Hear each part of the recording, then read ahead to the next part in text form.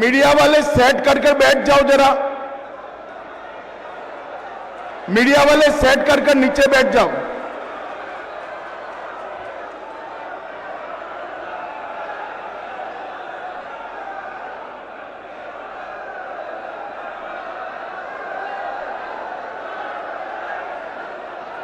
अरे बैठते हैं यार, आप लोग मत कहिए, चिंता मत करो। दादा बैठ जाओ जरा। बोलो भारत माता की। आज के इस विशाल कार्यकर्ता समागम में मेरे साथ मंच पर उपस्थित पश्चिम बंगाल भारतीय जनता पार्टी के अध्यक्ष और मेरे मित्र श्री समीक भट्टाचार्य जी, भारतीय जनता पार्टी के वरिष्ठ नेता, पश्चिम बंगाल विधानसभा में विपक्ष के नेता, हम सबके प्रिय श्री शुभेंदु अधिकारी जी, भारत सरकार में मंत्री श्रीमान शांतनु ठाकुर जी, बहन देवश्री चौधरी जी, श्रीमती लोकेश चटर्जी जी, श्रीमती तनुजा चक्रवर्ती, बैरकपुर के भूतपूर्व सांसद अर्जुन सिंह, हमारे प्रदेश उपाध्यक्ष अमिताभ रॉय जी, श्री प्रबल रहा जी, श्री फाल्गुनी पात्रा जी, श्रीमती बीवा मजमुदार जी, हमारे संगठन की जिम्मेदारी जिन पर है ऐसे संगठन मंत्री श्रीमान अमिताभ चक्रवर्ती जी, और आज इस विशाल कार्यक्रम में आए हुए प्यारे भाइयों बहनों और मेरे सभी देव तुल्य कार्यकर्ताओं को मेरा राम राम, मेरा प्रणाम। मित्रों, आज मैं जब बंगाल में आया हूं तब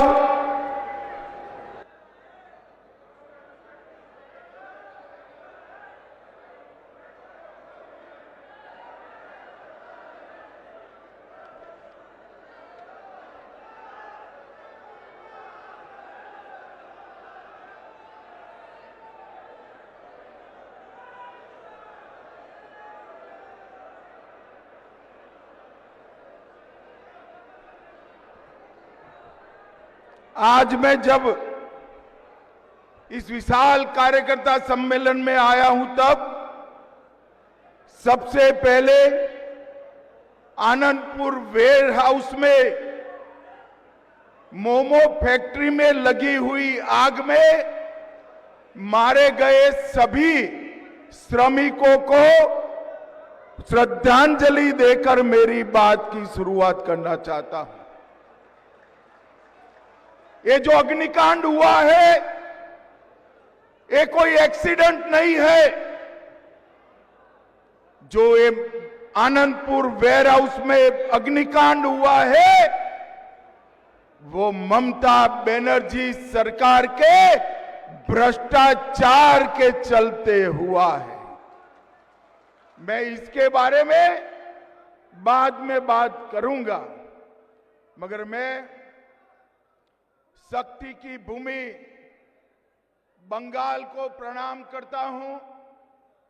काशीपुर आश्रम, श्री रामकृष्ण सेवा आश्रम, श्री हरिचंद ठाकुर मंदिर और मां बोरो मंदिर की पवित्र माटी को भी प्रणाम कर मेरी शुरुआत करता हूं। भाइयों बहनों, ये जो वर्ष है वंदे मातरम का 150वां साल गिरा है। यही बंगाल की महान भूमि के सुपुत्र बंकिम चंद्र चट्टोपाध्याय जी ने अंग्रेजों के खिलाफ आहलेख जगाने के लिए वंदे मातरम की रचना की। और वंदे मातरम की रचना देखते देखते देखते ये गीत आजादी का नारा बन गया। गुरुवर टैगोर ने जब इसको गाया, पूरे भारतवर्ष में आजादी प्राप्त करने वाले सभी लोगों ने वंदे मातरम को आजादी का नारा बनाने का काम किया। और मित्रों, जितने भी लोग आजादी के संघर्ष में शहीद हुए, जितने भी लोग, जो भी शहीद फंदे पर लटका दिया गया, वो सभी के मुंह में अंतिम शब्द था वंदे मातरम।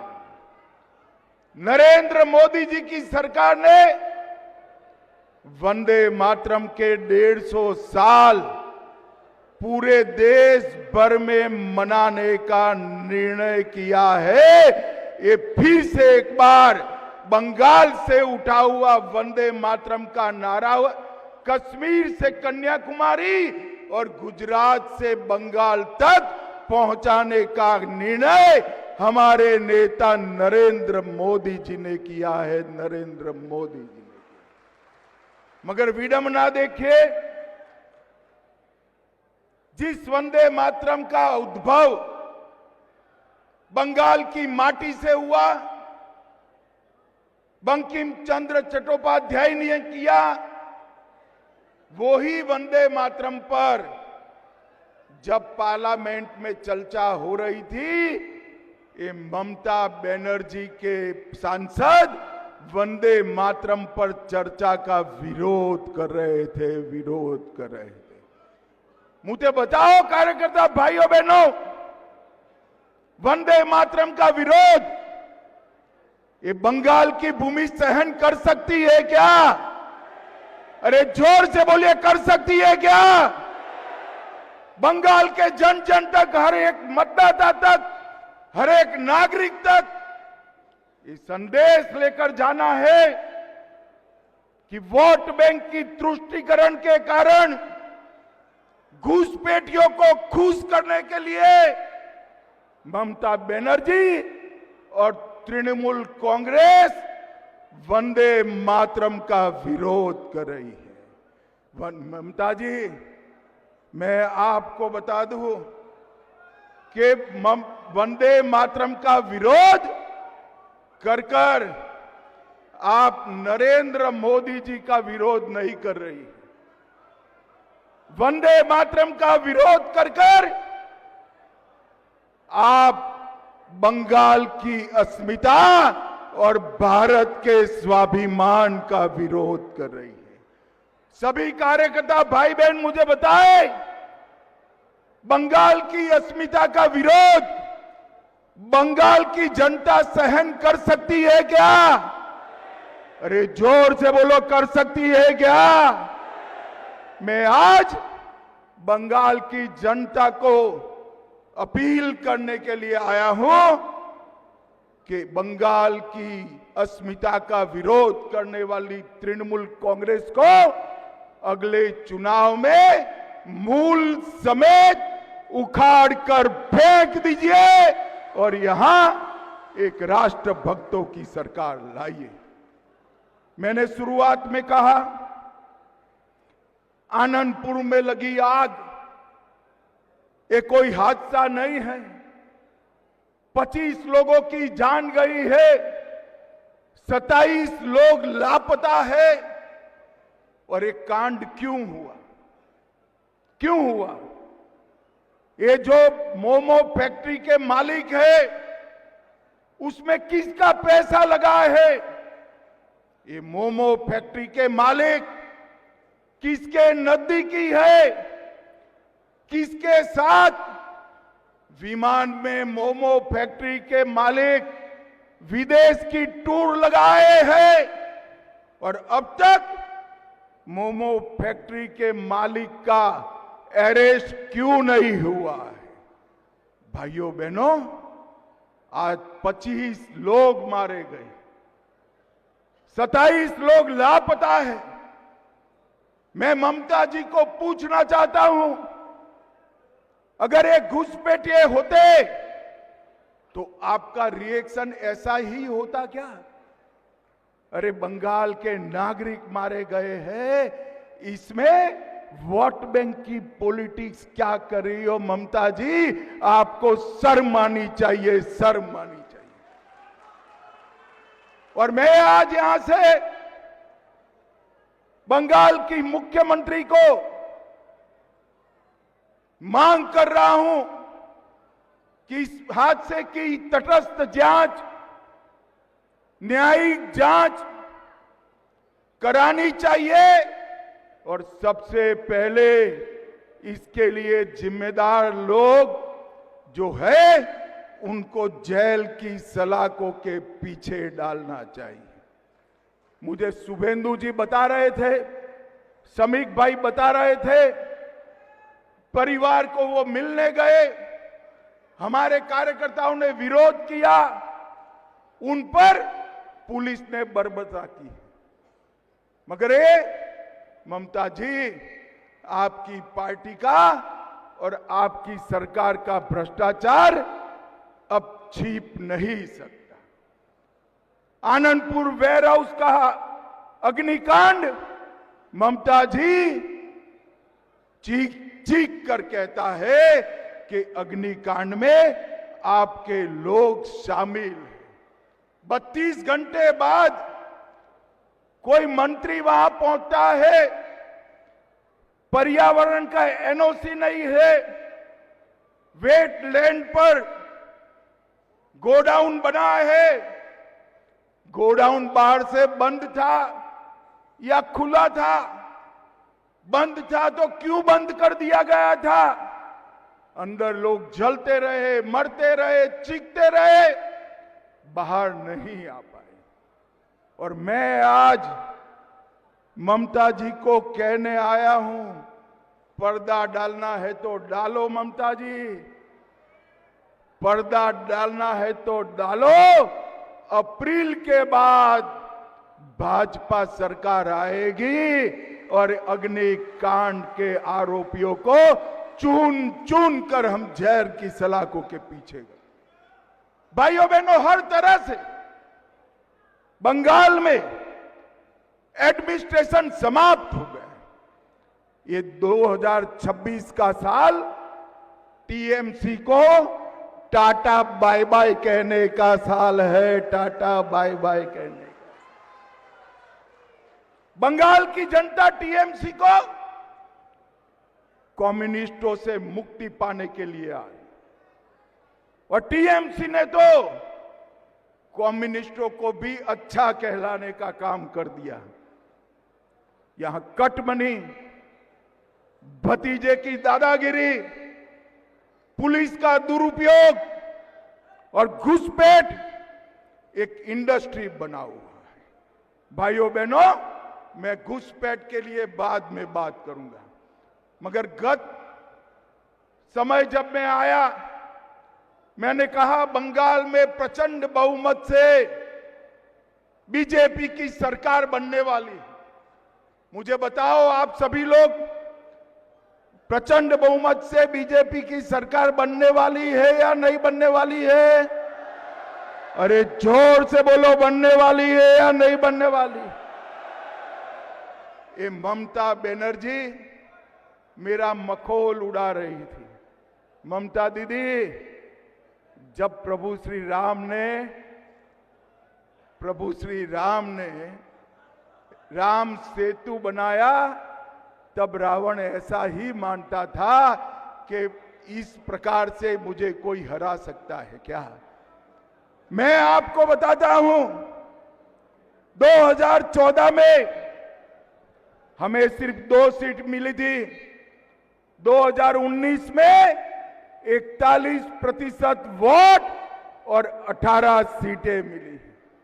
2024 में 39% वोट मिला है और 2021 की विधानसभा में 38% वोट और 77 सीटें लेकर शुभेंदु अधिकारी हमारे विपक्ष के नेता बने हुए विपक्ष के नेता।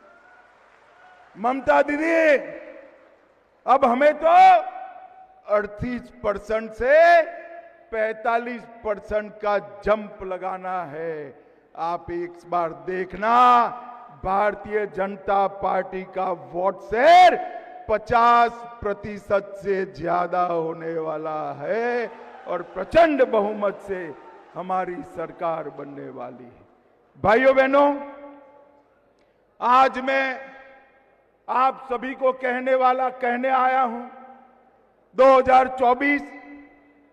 2024 में 3 दशक के बाद पहली बार हमारे नेता नरेंद्र मोदी जी लगातार तीसरी बार इस देश के प्रधानमंत्री बने हैं।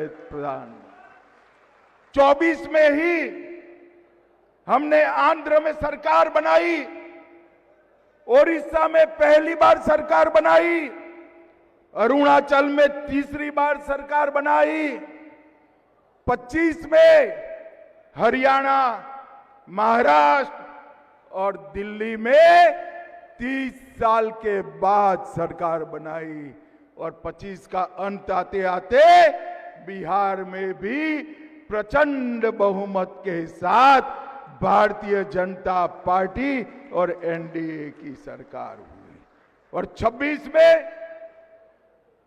केरल में त्रिवेंद्रम कॉरपोरेशन पहली बार बीजेपी जीता और मुंबई कॉरपोरेशन और सारे महाराष्ट्र के म्युनिसिपल कॉरपोरेशन में ये ममता दीदी के इंडी अलायंस का सुपड़ा साफ हो गया, सुपड़ा साफ।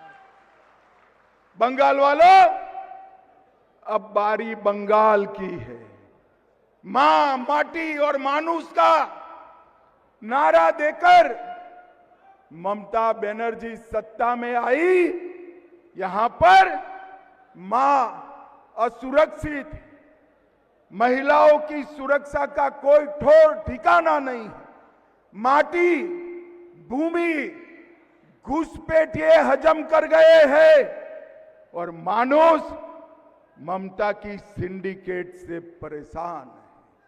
मां, माटी और मानुष तीनों की रक्षा करनी है तो वंदे मातरम का सम्मान करने वाला कमल फूल का भारतीय जनता पार्टी का सरकार बनानी पड़ेगी। भारतीय जनता पार्टी की सरकार बनानी। भाइयों बहनों, बंगाल में इस बार सरकार बनाना सिर्फ पश्चिम बंगाल के लिए जरूरी नहीं। मैं एक कार्यकर्ता सम्मेलन के माध्यम से बंगाल की जनता को कहने आया हूं, पश्चिम बंगाल में जिस तरह से घुसपैठ चल रही है, पश्चिम बंगाल से हो रही घुसपैठियों की ये फौज केवल पश्चिम बंगाल नहीं, पूरे देश के लिए सुरक्षा का एक बहुत बड़ा सवाल बना है। मुझे बताओ कार्यकर्ता भाइयों बहनों, घुसपैठियों को रोकना चाहिए या नहीं रोकना चाहिए? अरे जोर से बोलो, रोकना चाहिए या नहीं रोकना चाहिए? ये ममता दीदी कहती है कि केंद्र सरकार क्या करे। मैंने पार्लियामेंट में जवाब दिया था कि बाढ़ लगाने के लिए, फेंसिंग करने के लिए ममता बनर्जी आप हमें जगह नहीं दे रही हो, भूमि नहीं दे रही हो, इसके कारण फेंसिंग पूरी नहीं होती। नदी नाले से, दुर्गम पहाड़ों से जो घुसपैठिए आते हैं उनको आपका पटवारी रोकता नहीं है, आपका पुलिस वाला रोकता नहीं है और आप यहां से फर्जी डॉक्यूमेंट बनाकर उनको पूरे देश भर में भेज रही है। भाइयों बहनों, मैंने पार्लियामेंट में भाषण करा था, तृणमूल कांग्रेस के सांसद इसका विरोध करे थे। मगर कुछ दिन पहले मुझे बड़ा खुशी है कि कलकत्ता हाई कोर्ट ने भी बीएसएफ को सारी भूमि 31/3/26 के पहले देने का ऑर्डर किया। हाई कोर्ट ने स्वीकार करा कि ममता बनर्जी भूमि देने में सहयोग नहीं कर रही, घुसपैठिया रोकने में उनको कोई इंटरेस्ट नहीं। और मित्रों, ये बहुत बड़ा झटका ममता बनर्जी को मिला है। मगर मैं बंगाल की जनता को कहकर जाता हूं, आप ऐसा मत सोचना कि हाई कोर्ट के जजमेंट के बाद भी ममता बनर्जी ये भूमि बीएसएफ को देगी। वो नहीं देगी, क्योंकि उनका वोट बैंक वो घुसपैठिए है, घुसपैठिए। मगर मैं साथ में बंगाल की जनता को ये भी कहना चाहता हूं कि 31/3 को ममता बनर्जी भूमि दे या न दे, अप्रैल के अंत में भाजपा का मुख्यमंत्री 45 दिन में सारी बाढ़ का काम पूरा कर दे। ये हमारा बंगाल की जनता से वादा है और हमने कर दिखाया है। आसाम में कांग्रेस की सरकार थी, घुसपैठ नहीं रोकती थी। जैसे ही आसाम में भाजपा सरकार बनी, वहां घुसपैठ रुक गई। गुजरात में भाजपा सरकार है, वहां घुसपैठ नहीं होती। राजस्थान में भाजपा सरकार है, वहां घुसपैठ नहीं होती है। और मैं बंगाल के सम्मानीय नागरिकों को अपील करने आया हूं, लाल सरकार भी बनाई, तृणमूल की हरी सरकार भी बनाई।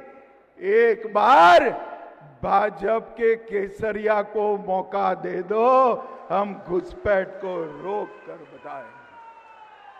भाइयों बहनों, ममता बनर्जी ये जो हाई कोर्ट का फैसला है, इसको भी नहीं मानने वाली है। भाइयों बहनों, ममता के शासन में करप्शन को ममता बनर्जी ने इंस्टीट्यूशनलाइज करा है, संस्थागत किया है और ढेर सारे करप्शन के मुद्दे बने हैं। और ममता बनर्जी कहती है कि करप्शन कहां है। ममता बनर्जी को मैं बताना चाहता हूं, कैश फॉर क्वेरी घोटाला, शिक्षक भर्ती घोटाला, एसएससी घोटाला, नगर पालिका नगर निगम भर्ती घोटाला, गाय तस्करी का घोटाला, राशन का घोटाला, मनरेगा का घोटाला, पीएम आवास का घोटाला। ममता बनर्जी जी, हजारों करोड़ का भ्रष्टाचार हुआ है, आपको दिखाई नहीं पड़ता है। ममता जी, इसलिए दिखाई नहीं पड़ता है, भतीजे की मोह का, भतीजे को मुख्यमंत्री बनाने का मोतियाबिंब आपकी आंखों पर हुआ है। बंगाल की जनता मोतिया का ऑपरेशन कर दे, सब दिखाई पड़ेगा। मुझे बताओ कार्यकर्ता भाइयों बहनों, बंगाल में भ्रष्टाचार सारी सीमाएं पार कर गया है या नहीं कर गया है? बंगाल की जनता सिंडिकेट से परेशान है या नहीं है? जनता के विकास का रुपया तृणमूल के गुंडों के हाथ में जाता है या नहीं जाता है? ऐसी सरकार चलनी चाहिए क्या? जोर से बोलो, चलनी चाहिए। भाइयों बहनों, पार्थ चैटर्जी, ज्योति प्रिय मलिक, अनुव्रत मंडल, जीवन कृष्ण साहा, माणिक भट्टाचार्य, अजीत मैती, मदन मित्रा, चंद्रनाथ सिन्हा, परेश पाल, कुंतल घोष, अराबुल इस्लाम, फिरहाद हकीम, शोभन चैटर्जी, कुणाल घोष, ये सारे लोग जेल में गए हैं। मैं आज अरे यार, बाकी का काम सरकार बना दो, अपने आप पूरा हो जाएगा, आप चिंता मत करिए भाई। भाइयों बहनों, आज मैं ममता जी को चैलेंज देकर जाता हूं, आप में अगर हिम्मत है, आप भ्रष्टाचार का विरोध कर रही है, तो इन लोगों को टिकट न देने की हिम्मत करके बताना, टिकट न देने की। वो नहीं कर पाएगी। अगर इन लोगों को टिकट नहीं दिया, अनुव्रत मंडल, पार्थ चैटर्जी, अजीत मैती, मदन मित्रा, कुंतल घोष, हकीम, इनको टिकट नहीं दिया तो वो भतीजे का नाम उगल देंगे, भतीजे का नाम उगल देंगे। मगर मैं आज बंगाल की जनता को कहकर जाता हूं कि हम भारतीय जनता पार्टी की सरकार बनने के बाद सुप्रीम कोर्ट के एक जज की अध्यक्षता में सारे भ्रष्टाचार की जांच कराएंगे और एक एक करप्ट व्यक्ति को चुन चुनकर जेल में डालने का काम करेंगे। भाइयों बहनों, ये कार्यकर्ता सम्मेलन है। हमारे मोदी जी ने बंगाल के विकास के लिए कोई कसर नहीं छोड़ी है। अभी सुबह ही शुभेंदुदा बता रहे थे 12 ट्रेनें नहीं दी है और लगभग 10 लाख करोड़ से ज्यादा रुपया 10 लाख करोड़ से ज्यादा रुपया हमने बंगाल सरकार को दिया है। मुझे बताओ भाई, कुछ आपके गांव में आया है क्या? अरे जोर से बोलो, आया है? और जोर से बोलो, आया है? ये कहां गया? कहां गया ये सारा पैसा जो नरेंद्र मोदी जी भेज रहे हैं? ये तृणमूल कांग्रेस की सिंडिकेट के भेंट चढ़ गया है। मैं आपको वादा कर कर जाता हूं, बंगाल के लोगों को वादा कर कर जाता हूं, एक भाजपा सरकार बना दीजिए, मोदी जी 1 रुपया भेजेंगे, पूरा का और पूरा रुपया बंगाल के गांव और गरीब तक पहुंचेगा, कोई कटमनी नहीं। भाइयों बहनों, हम सब कार्यकर्ता हैं। बंगाल ने चुनाव के रैगिंग में ममता बनर्जी की पार्टी ने हमारे 60 से ज्यादा कार्यकर्ता मारे गए, सैकड़ों लोग घायल हुए, कई लोगों के घर जल गए, कई लोग गलत केस में जेल में बंद है। मैं आज बंगाल भारतीय जनता पार्टी के हर कार्यकर्ता को ये कहने आया हूं, हम सब हमारे जो शहीद हुए हैं वो कार्यकर्ता को याद करें और इस चुनाव में आज से लेकर काउंटिंग तक एक एक पल कमल निशान को समर्पित करें और बंगाल में पहली बार भारतीय जनता पार्टी की सरकार। श्यामा प्रसाद मुखर्जी जी ने भारतीय जनसंघ की स्थापना की। मुखर्जी जी इसी बंगाल की माटी से निकले, उन्होंने पश्चिम बंगाल को बचाया, वरना पश्चिम बंगाल बांग्लादेश का हिस्सा होता। उन्होंने कश्मीर को बचाया, कश्मीर के लिए जान दे दी। आज श्यामा प्रसाद मुखर्जी की पार्टी देश में 21 राज्यों में सरकार बना चुकी है, मगर मैं आपको बताता हूं, मुझे 21 राज्यों से कोई संतोष नहीं है। पूरा देश भर का कार्यकर्ता और हमारे नेता नरेंद्र मोदी संतोष के साथ तभी मुस्कुराएंगे जब 22वां राज्य मेरा बंगाल हो जाएगा। तब और यही श्रद्धांजलि होना चाहिए हमारे कार्यकर्ताओं की शहीदगी की।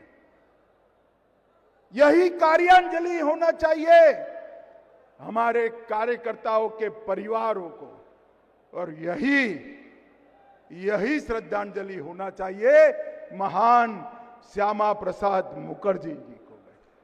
और ये करने की जिम्मेदारी हम सब की है। बंगाल में वंदे मातरम के 150वें साल में वंदे मातरम के स्पिरिट को देश भर में पहुंचाने वाली भारतीय जनता पार्टी की सरकार बने, ये हम सबका लक्ष्य है। भाइयों बहनों, ममता बनर्जी जी हमारे मतुआ समाज के, नाम शूद्र समाज के लोगों को डरा रही है। शांतनु जी बार बार मुझे फोन कर रहे हैं। मैं सार्वजनिक कार्यक्रम में कहकर जाता हूं, मतुआ समाज और नाम शूद्र समाज को डरने की कोई जरूरत नहीं है। आपके वोट को ममता बनर्जी छू नहीं सकती। और एसआईआर का विरोध ममता दीदी जितना करना है इतना कर दो। एसआईआर ये न्यायिक तरीके से चल रहा है। हम चुनाव आयोग का समर्थन कर रहे हैं।